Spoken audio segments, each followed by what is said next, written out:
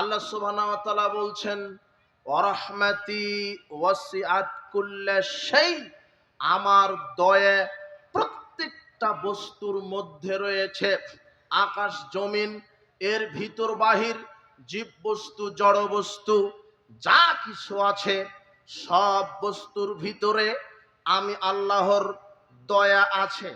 আল্লাহ সুবহানাহু ওয়া তাআলা বলছেন ইন্নাহু কানা ফারিকুম মিন ইবাদি, আমার বান্দার মধ্যে কিছু লোক রয়েছে ইয়াকুলুনা, যারা এইভাবে আমার কাছে প্রার্থনা করে রব্বানা আমান্না ফাগফির লানা ওয়ারহামনা ওয়া আনতা খায়রুর রাহিমিন।